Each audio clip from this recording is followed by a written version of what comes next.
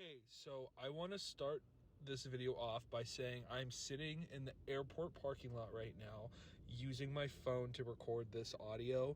So if it sounds really bad, that's why. I also want to apologize in advance if this is even more rambly than my most ramble-esque video, because Spider-Man 2 made a surprise appearance at Summer Games Fest. I think most people going into this event had an inkling that there might be something from Insomniac regarding Spider-Man 2.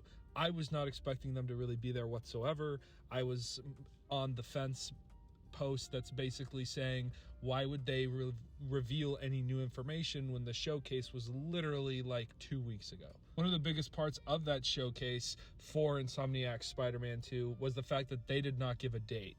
I was also in the camp that I thought the game was going to be pushed, and I'm so happy to eat my words and say that not only did we get a date, but we also got some more hype info about the game. If you haven't seen my first Spider-Man 2 video on the channel, the gist of that video is that I didn't want to get myself too overexcited, because the last time I really allowed myself to get excited was Cyberpunk 2077, and we all see how that turned out. But man, Insomniac is really making it hard not to be hyped for this game. Also, if anybody at all comments anything about console wars regarding Xbox or PlayStation, or how you feel vice versa, just because you're a fan of Xbox or just because you're a fan of PlayStation, I'm gonna delete the comment because I don't want that energy. I have enough of it on my Twitter recommendations, so I don't need it on YouTube too. Okay, so we got a solid date, October 20th.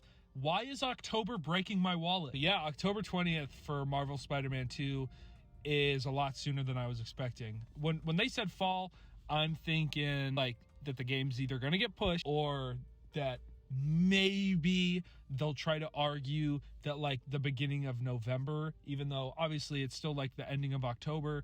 I'm still so happy for it. Also, they did a really weird thing by double confirming that Eddie Brock is not Venom, and now it's starting to make some people think that Eddie might actually be Venom, which is a super fair case, because it really just kind of felt out of place. They were talking about the villains, obviously, and they were talking about how awesome Kraven is, which I think Kraven is actually going to be really, really cool in this game.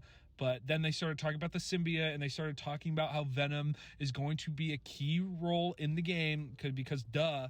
And they said that it's not Eddie Brock, and I feel like that could have just been them faking it, because if they confirm that Eddie Brock is not in the game, and then it turns out he actually is the Venom that we see in all the new promo art and all the art in general, then I think that's actually kind of cool. That's kind of a Chad move, honestly, just straight up lying to your audience and then just to make the surprise better. I don't know. I mess with that. But something else that makes me question that narrative is the fact that they said, we don't want to tell a story that's been told in the comics or the movies before. And I think that's something that a lot of people in that crowd of believing Eddie is secretly in the game is overlooking. Now, if they did this a really fun way, made someone else Venom, and then the post-credit scene of this game has nothing to do with Venom, and then introduce Eddie Brock in the DLC and make him Venom, then I can kind of see that. Or have him be introduced in the story itself and have maybe us play as him, as long as it's not the same type of side mission like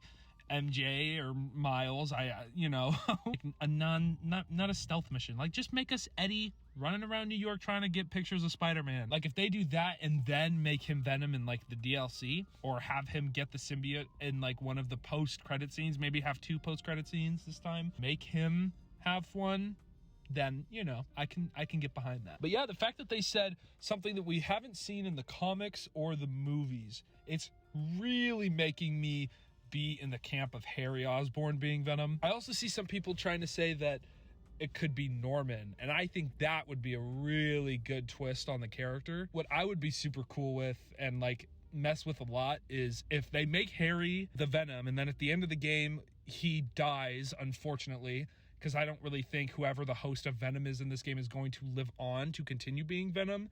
And then that's what pushes Norman to be the Green Goblin in the third game. I think that's the safest route they can take. And then we got to look at the pre-order bonuses, and I'm actually really happy with most of them. I think that the skill point thing for the digital versions of pre-orders, or just either the pre-order or the digital deluxe. Again, it's not in front of me. I'm going off the top of my head here.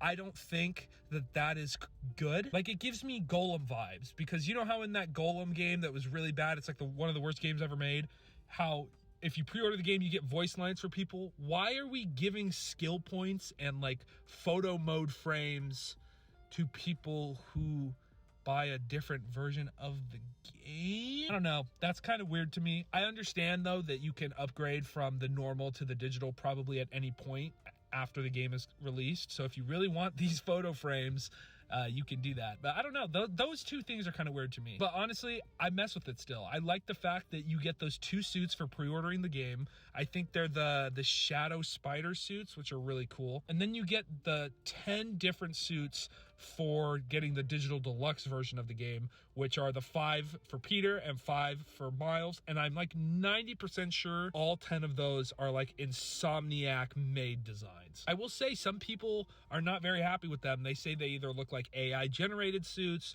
or they look uninspired. And I can see that, but I think there's a few really awesome suits in there. And I think that this just means that we're going to get a lot of comic book suits in the main game as unlockables. Also, something I haven't seen people talk about is with the pre-order suits, there's color variants for the suits. Now, this could just be because it's a pre-order thing and none of the other suits have it, but I don't really feel like that would be a smart idea to just have some of the suits have color variants and some not.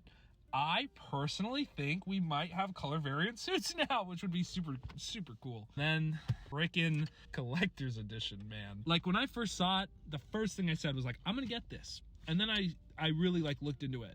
And it really, first of all, it's being sold from the PlayStation Direct like website, which if you don't know, that website's like super prone to scalpers and it's just a really bad put together website. Also, the digital deluxe version of the game is $80. The collector's edition, which is basically the digital deluxe version with a steel case and a statue of Venom fighting the Spider-Man, is $230. I'll be the first to admit it, I'm a freaking broke boy. So that ain't happening. I can barely do the $80 one. So like having, okay, here, let me put this in perspective. Obviously the steel case is cool. It has like no value. The steel case is like $5, okay? That's how much I have it in my brain. Obviously it's probably worth more than $5, but to me, it's like a $5 thing. So you have the $80 version of the game, and then the 19-inch statue is what? Supposedly worth over $120. Like, no, I'm sorry. I think it's really cool, and I think that seeing people who have collected the statue is going to be dope. And again, to each their own, man. If you love that statue, like for me as a Venom fan, it is so hard for me not to get it, because I genuinely want to have the collector's edition because I love Venom, Miles, and Peter that much. But I just can't, I can't justify doing it. But man, this was such a great Thursday for me. Like, I was so happy. The Street Fighter video, I know I've mentioned this in like the past 2 videos, but I was not expecting that to be my video that explodes. At least from like my end of things, it has exploded. So I have a lot of new people on the channel, and I have a lot of people who are, I guess, enjoying the rambles. You know, part of the reason I do my videos like this is because I want them to not only feel authentic, but I want it to feel like you're just listening to a friend have a talk with you. And I know how it feels to not really be surrounded by people all the time. I try to make it so you can just pick up any one of my videos and not have like a whole lore background on who I am as a person, and just vibe. So I want to shout out everyone who's been coming over to the channel, checking out the videos. I know that my Street Fighter video might be the only video that some people watch, and that's okay, because that's just how it goes. But yeah, I really appreciate each and every one of you, and I hope you guys are excited for this game. I can't wait now for the Xbox showcase. There's been some leaks about Persona. I might do a Persona video. I don't know. This game like threw a wrench in all my plans. So yeah, I'm gonna go. The car's really hot, and I probably should get out of the airport parking lot.